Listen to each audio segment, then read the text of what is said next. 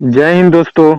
आज की इस वीडियो में रेलवे एनटीपीसी एग्जाम 2025 जो कि 2024 में फॉर्म भरा गया था, उसका एग्जाम से रिलेटेड सामान्य विज्ञान यानी जनरल साइंस का पीवाईक्यू प्रश्न लेकर आया हूं, जो कि टकरने का बहुत ही चांस रहता है। तो चलिए वीडियो को शुरू करते हैं। पहला प्रश्न, भार भार की एसआई इकाई क्या है? ऑप्शन ए है किलोग्राम, बी न्यूटन, सी ग्राम, डी डाइन। देखिए दोस्तों, यह प्रश्न आरआरबी जेई 2019 और आरआरबी एलपी टेक्नीशियन 2018 का प्रश्न पूछा गया था। यह मत सोचिए कि आरआरबी एनटीपीसी अंडर ग्रेजुएशन और ग्रेजुएशन में नहीं पूछ सकता है। रेलवे के कोई भी एग्जाम हो, एक ही तरह का प्रश्न आता है, कोई में थोड़ा हार्ड आता है, तो यह प्रश्न आ सकता है। इसका उत्तर हो जाएगा ऑप्शन बी। ऑप्शन बी है न्यूटन। भार का एसआई यूनिट न्यूटन। देख लीजिए कैसे। एसआई पद्धति में वेट का मात्रक न्यूटन होता है, यानी भार का। अन्य भौतिक राशियों की मात्रा निम्नलिखित है, देख लीजिए, जो कि आ सकता है, याद रखिए। ई साइड भौतिक राशि दिया है, फिर एसआई मात्रक यानी यूनिट, फिर उसका चिन्ह। तो पहला है लंबाई, जो कि एसआई यूनिट होता है, मीटर एम से डिनोट किया जाता है। दूसरा है द्रव्यमान, जिसको किलोग्राम एसआई यूनिट है, केजी से डिनोट किया जाता है। तीसरा है समय, जिसको सेकेंड इसका एसआई यूनिट है, एसआई मात्रक, इसका एस प्रतीक है।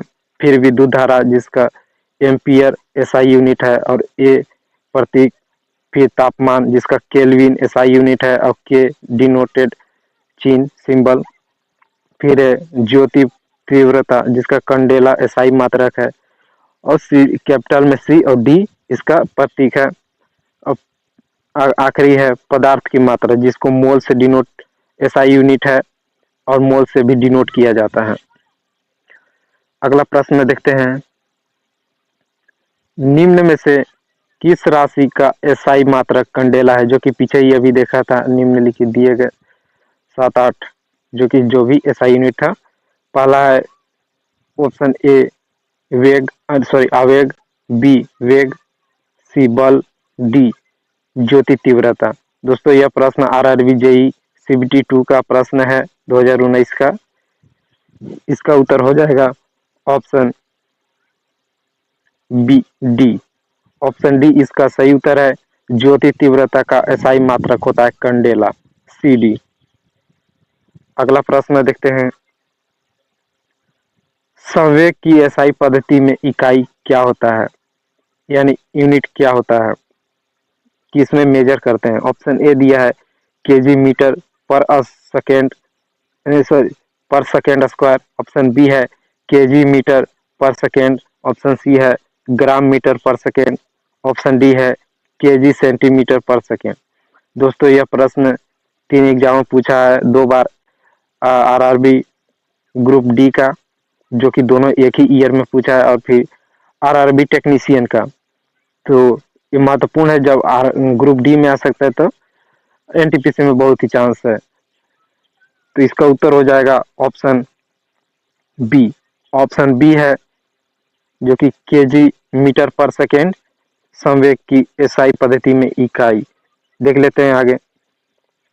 किसी वस्तु के द्रव्यमान एवं उस वस्तु के वेग के गुणनफल को उस वस्तु का संवेग कहा जाता है, जो कि यहाँ दिया गया है। वस्तु का संवेग एक सदिश राशि है। संवेग एक संरक्षित राशि है, अर्थात किसी वियुक्त निकाय का कुल संवेग स्थिर रहता है। जैसे जिसका फॉर्मूला हो जाएगा संवेग इक्वल टू द्रव्यमान इंटू वेग। इसका मात्रक किलोग्राम मीटर पर सेकेंड है। देख लीजिए जो बताया था। अब इसको सेकेंड को ऊपर में ले जाएंगे तो पावर में -1 आएगा, यानी सेकेंड को बाटा में से हटा देंगे तो किसी वस्तु पर लगा बल वस्तु के समय में परिवर्तन दर बराबर होता है, जो कि आपको पता होना चाहिए। अगला प्रश्न, विद्युत आवेश का एसआई मात्रक क्या है? विद्युत आवेश का ऑप्शन ए दिया है वोल्ट, बी कूलम, सी केल्विन, डी है किलोग्राम। दोस्तों यह प्रश्न 2 बार एग्जाम में पूछा गया है, दोनों आरआरबी टेक्नीशियन, एलपी टेक्नीशियन। और देखिए फिर यह 2016 में पूछा था आरआरबी एनटीपीसी एग्जाम में सेकेंड शिफ्ट में। तो देख सकते हैं यह प्रश्न कितना ही महत्वपूर्ण है। तो इसका उत्तर हो जाएगा ऑप्शन बी। ऑप्शन बी है कूलम, यानी विद्युत आवेश का एसआई मात्रा कूलम होता है। देख लेते हैं यहाँ पे विद्युत आवेश, जिसको इंग्लिश में इलेक्ट्रिक चार्ज भी कहते हैं, पदार्थों का परस्पर रगड़ने से उनमें आकर्षित करने का गुण उत्पन्न होता है तथा उनमें संचित गुण को आवेश कहते हैं। आवेश 2 प्रकार के होते हैं, धन आवेश जिसको पॉजिटिव चार्ज बोलते हैं, और दूसरा है ऋण आवेश जिसको नेगेटिव चार्ज के रूप में जानते हैं हम। इन्हें यह नाम अमेरिकी वैज्ञानिक बेंजामिन फ्रैंकलिन ने दिया था। तो आपको पता होना चाहिए कि चार्ज का नाम किसने नामकरण किया था, तो एग्जाम में पूछ सकता है। तो याद रखिएगा बेंजामिन फ्रैंकलिन ने। इसका एसआई यूनिट जो कि कूलम, ऑप्शन बी आंसर बताया था। अगला प्रश्न है प्रकाश वर्ष किसकी इकाई है? ऑप्शन ए दिया है समय का, बी प्रकाश की तीव्रता का, सी द्रव्यमान का, डी दूरी का। दोस्तों यह आरआरबी जेई 2014 में पूछा गया था ग्रीन वाला पेपर में, और फिर आरआरबी एनटीपीसी 2021 जो कि 3 साल पहले पूछा गया था। इसका उत्तर हो जाएगा ऑप्शन डी। ऑप्शन डी है दूरी। प्रकाश वर्ष दूरी की इकाई, यानी दूरी के लिए मेजर किया जाता है प्रकाश वर्ष में। देख लेते हैं प्रकाश वर्ष दूरी की इकाई है। प्रकाश वर्ष बहुत लंबी दूरियों को मापने के लिए उपयोग में लाया जाता है। एक प्रकाश वर्ष 9.46 गुने 10 के पावर 15 मीटर होता है, जो कि आपको याद होना चाहिए एक प्रकाश वर्ष में कितना डिस्टेंस होता है। और देखिए ध्यातव्य है कि दूरी मापने की सबसे बड़ी इकाई पारसेक है। तो एक पारसेक इक्वल टू हो जाता है 3.26 प्रकाश वर्ष। तो उसको मल्टीप्लाई कर देंगे एक प्रकाश वर्ष से, जो कि एक पारसेक, तो हो जाएगा 3.08 इंटू 10 के पावर 16 मीटर एक पारसेक का वैल्यू आ जाएगा।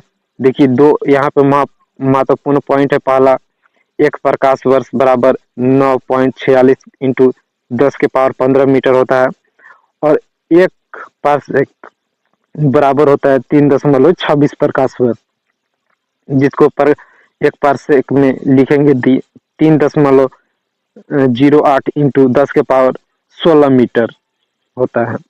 अगला प्रश्न देखते हैं। प्रश्न है कि प्रकाश वर्ष नामक इकाई का उपयोग किसके मापन के लिए किया जाता है? देखिए वही पीछे वाला प्रश्न को घुमा के कर दिया है कि वही प्रश्न है जो कि 2021 में पूछा गया था। तो आपको पता होना चाहिए दूरी को मापने के लिए किया जाता है। ऑप्शन बी अभी बताया था, यहाँ पर भी दिया है ऑप्शन बी, दूरी के लिए मापने के लिए दिया जाता है। अगला है प्रतिरोध की एसआई इकाई क्या है? प्रतिरोध यानी रेजिस्टेंस का, रोकने वाला प्रतिरोध। ऑप्शन ए दिया है कूलम, बी दिया है ओम, सी दिया है जूल, ऑप्शन डी दिया है न्यूटन। जिसने भी 1 से लेकर 10वीं तक अच्छी सी फिजिक्स पढ़ी होगी उसको इसका उत्तर पता होगा। देखिए दोस्तों यह प्रश्न आरआरबी एनटीपीसी 2021 ग्रुप डी और एलएलपी टेक्नीशियन 2018 ये 3 एग्जाम में पूछा गया प्रश्न है। तो हो सकता है फिर से रिपीट हो। तो इसका उत्तर हो जाएगा ऑप्शन बी। ऑप्शन बी है ओम। देख लेते हैं इसका उत्तर। ऑप्शन बी जो कि प्रतिरोध की एसआई यूनिट ओम होता है। जॉर्ज साइमन ओम एक भौतिक वैज्ञानिक और गणितज्ञ थे। आपको याद होना चाहिए जॉर्ज साइमन ओम एक भौतिक वैज्ञानिक और गणितज्ञ थे। उन्होंने ही एक तार में प्रवाहित विद्युत धारा, एक यानी जो आई से डिनोट किया जाता है विद्युत धारा को, और उनके सिरों में के बीच में विभवांतर यानी वोल्टेज V के बीच संबंध को स्थापित किया था, जिसे ओम का नियम कहते हैं। यानी आपको ओम का नियम पता होना चाहिए। V equal to I R होता है, प्रश्न में पूछ सकता है। V equal to I R, sorry I, V equal to I into R होता है। आई इंटू आर ओम का नियम, अच्छा से याद कीजिएगा। V equal to I into R, जहाँ आर प्रतिरोध होता है यानी रेजिस्टेंस होता है। अगला प्रश्न, किस भौतिक राशि का मात्रक ओम है? तो जो कि पीछे ही बताए, पिछला ही प्रश्न से रिलेटेड है, तो वो प्रतिरोध का यानी रेजिस्टेंस का होगा। अगला देखते हैं, वही प्रश्न है, किस पिंड पर लगाए गए बल द्वारा किया गया कार्य पिंड द्वारा बल की दिशा में तय की गई दूरी लगाए गए बल की मात्रा के गुणनफल के बराबर होता है? निम्नलिखित में से कौन सी कार्य इकाई नहीं है? ऑप्शन ए दिया है किलोमीटर पर second square, B kilometre square पर सेकेंड स्क्वायर, ऑप्शन सी है न्यूटन मीटर, डी है जूल। दोस्तों यह प्रश्न आरआरबी एनटीपीसी 2021 का है। देखिए प्रश्न अधिकतर समझ में नहीं आया, ध्यान से पढ़िएगा तो समझ में आ जाएगा। इसका उत्तर होगा option A. Option A kilogram metre पर सेकेंड स्क्वायर। देखिए किस प्रकार, किसी पिंड पर लगाए गए बल द्वारा किया गया कार्य पिंड द्वारा बल की दशा में तय की गई दूरी लगाए गए बल के मात्रा गुणनफल के बराबर होता है, कुछ इस प्रकार। यानी बल द्वारा किया गया कार्य W यानी वर्क से डिनोट किया जाएगा, इक्वल टू में आ जाएगा बल यानी फोर्स इंटू बल की दिशा यानी डायरेक्शन, सॉरी पिंड दिशा में पिंड द्वारा तय की गई दूरी, डिस्टेंस होगा, डायरेक्शन है डिस्टेंस, यानी फोर्स इंटू डिस्टेंस मल्टीप्लाई में आ जाएगा वर्क के इक्वल टू में। तो कार्य की इकाई न्यूटन मीटर अथवा जूल या KG metre square upon second square होती है, जबकि केजी मीटर पर सेकेंड स्क्वायर बल की इकाई है। यही प्रश्न में पूछा था, ऑप्शन ए इसका सही उत्तर है। अगला प्रश्न, लेंस की एसआई इकाई क्या है? आपको पता होना चाहिए। ऑप्शन ए है हाइपरमेट्रोपिक, बी है डायोप्टर, सी है मायोपिक, डी है प्रेसबायोपिक। दोस्तों यह प्रश्न एनटीपीसी 2021 सेकेंड शिफ्ट का है। देख लीजिए इसका उत्तर होगा ऑप्शन बी। ऑप्शन बी है डायोप्टर, लेंस की इकाई। देख लेते हैं यहाँ पे लेंस की क्षमता यानी पावर ऑफ लेंस, जब लेंस की फोकस की दूरी के व्युत्क्रम क्रम लेंस की क्षमता कहते हैं। यदि किसी लेंस की फोकस यानी दूरी मीटर में हो तो उसकी क्षमता P equal to 1/f dioptre होती है। लेंस की शक्ति एसआई मात्रक डायोप्टर होता है, जो कि पता होना चाहिए, जिसे D से प्रदर्शित किया जाता है यानी डिनोट किया जाता है।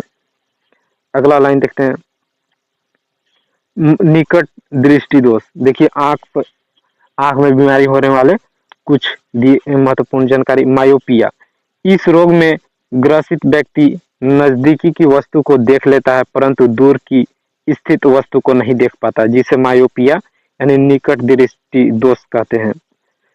निकट दृष्टि दोष दूर करने के लिए अवतल लेंस का प्रयोग किया जाता है। देख लीजिए प्रश्न पूछेगा कि मायोपिया में कौन सा लेंस यूज होता है, यानी मायोपिया से छुटकारा पाने के लिए तो अवतल लेंस का प्रयोग किया जाता है। इससे प्रश्न बनेगा, यह बहुत ही महत्वपूर्ण लाइन है। अगला है दूरदृष्टि रोग यानी हाइपरमेट्रोपिया। देखिए यह रोग में जस्ट उसका अपोजिट है। इस रोग से ग्रसित व्यक्ति को दूर की वस्तु स्पष्ट दिखाई देती है परंतु नजदीक की वस्तु स्पष्ट नहीं दिखाई देती है। दूरदृष्टि को दूर करने के लिए उत्तल लेंस का प्रयोग किया जाता है, यानी जस्ट उसका अपोजिट। इसमें घबराइएगा नहीं, ये अवतल उत्तल में कंफ्यूज नहीं होइएगा, इसमें उत्तल लेंस का प्रयोग किया जाता है। अगला है जरा दृष्टि दोष यानी प्रेस बायोपिया। इसमें देख लीजिए वृद्धावस्था के कारण आंख की सामंजस्य क्षमता घट जाती है, यानी आँख को जो देखने की शक्ति है वह कम हो जाती है। यह समाप्त हो जाता है, जिसके कारण व्यक्ति ना तो दूर की वस्तु ना ही निकट की वस्तु देख पाता है। उसे प्रेस बायोपिया, जरा दृष्टि दोष कहा जाता है। ये तीनों लाइन आप सभी याद कर लीजिएगा और इसमें दिए गए लेंस दोनों में जो लेंस यूज होता है वो भी याद कीजिएगा। तो एग्जाम में प्रश्न आएगा ही, जरूर ही आएगा इससे। अगला प्रश्न देखते हैं। रेडियोधर्मी पदार्थ द्वारा उत्सर्जित होने वाला विकिरण की मात्रा क्या नामक पारंपरिक इकाई में मापा जाता है? रेडियोधर्मी पदार्थ द्वारा, तो ऑप्शन ए है वॉट में नापा जाता है, बी पास्कल में, सी एम्पियर में, डी क्यूरी में। दोस्तों यह प्रश्न एनटीपीसी 2021 का है, सेकेंड शिफ्ट। इसका उत्तर हो जाएगा ऑप्शन डी। ऑप्शन डी है क्यूरी। क्यूरी इसका उत्तर है।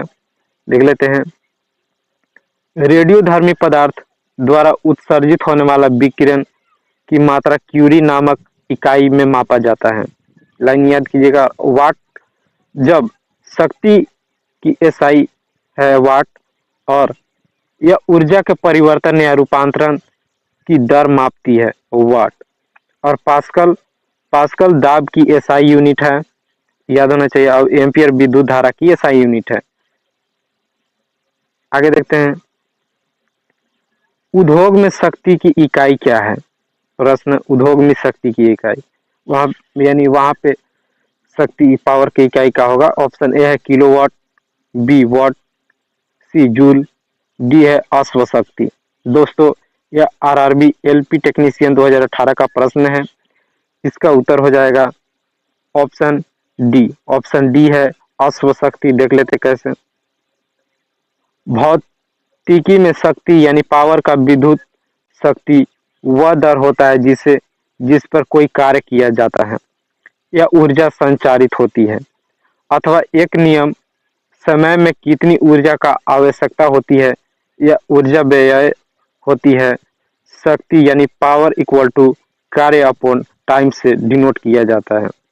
शक्ति जिसको पावर इंग्लिश में बोलते हैं, उसकी इकाई जूल पर सेकेंड अथवा वाट होती है, जो कि आपको याद होना चाहिए। उद्योगों में प्रयुक्त शक्ति यानी उद्योग में जो पावर होता है वो दूसरा पावर होता है, उसका मुख्य अश्व शक्ति यानी हॉर्स पावर में मापा जाता है, यानी ज्यादा पावर में मापा जाता है, जिसको हॉर्स पावर और हिंदी में अश्व शक्ति बोलते हैं। जबकि एक हॉर्स पावर में 746 वॉट या जूल पर सेकेंड होता है। देखिए यह लाइन बहुत ही महत्वपूर्ण है कि एक हॉर्स पावर में कितना होता है, तो 746 वॉट या जूल पर सेकेंड में होता है। इससे प्रश्न भी बन सकता है। अगला प्रश्न देखते हैं। कार्य करने की दर को शक्ति कहा जाता है। शक्ति की इकाई क्या होता है? देखिए उसी से रिलेटेड प्रश्न है। ऑप्शन ए है एम्पियर, बी वोल्ट, सी केल्विन, डी वोट। प्रश्न देखकर आपको उत्तर आ रहा होगा दिमाग में।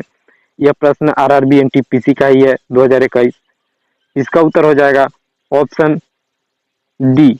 ऑप्शन डी जो कि वाट था, पीछे भी देखे थे, दिखा देता हूँ। यहाँ पे वाट होता है। देखिए यहाँ इस वाला लाइन शक्ति की इकाई यानी पावर की इकाई जूल पर सेकेंड या वाट होती है, वाट। यहाँ पे इसका उत्तर वाट है, कार्य की जो कार्य करने वाली शक्ति होती है उसका। और उद्योग में जो कार्य शक्ति होती है उसका हॉर्स होता है, नहीं हॉर्स पावर। तो अगला प्रश्न है। ध्वनि को मापने के लिए कौन सा एकक यूनिट का उपयोग किया जाता है? ऑप्शन ए है डेसिबल, बी हर्ट्ज, सी ओम, डी वोल्ट। दोस्तों यह प्रश्न आरआरबी एनटीपीसी 2016 का है, सेकेंड शिफ्ट। इसका उत्तर हो जाएगा ऑप्शन ए। ऑप्शन ए है डेसिबल। देख लेते हैं। ध्वनि को मापने के लिए डेसिबल एकक यानी यूनिट है, डेसिबल में मापा जाता है, उसका उपयोग होता है। विश्व स्वास्थ्य संगठन के अनुसार 45 डेसिबल ध्वनि के लिए मानव के लिए सर्वोत्तम होती है। देखिए प्रश्न यहाँ से ये बहुत ही महत्वपूर्ण लाइन है कि कितना प्रश्न पूछेगा कि मानव के लिए सर्वोत्तम ध्वनि विश्व स्वास्थ्य संगठन के अनुसार मानव के लिए सर्वोत्तम ध्वनि की मात्रा कितनी होनी चाहिए। तो यहाँ से उत्तर बनाइएगा कि 45 डेसिमल सर्वोत्तम है। और WHO के अनुसार 75 डेसिमल से ऊपर तीव्रता ध्वनि वाला मानव स्वास्थ्य के लिए हानिकारक होता है। यह भी बहुत ही महत्वपूर्ण लाइन है कि 75 डेसिबल से ऊपर जब ध्वनि मानव सुनता है तो उसके स्वास्थ्य के लिए हानिकारक है। आज का यह वीडियो यहीं समाप्त करता हूँ। धन्यवाद दोस्तों। अच्छा लगा हो तो चैनल को सब्सक्राइब कीजिए। ऐसे ही पेज पर बने रहिएगा। धन्यवाद।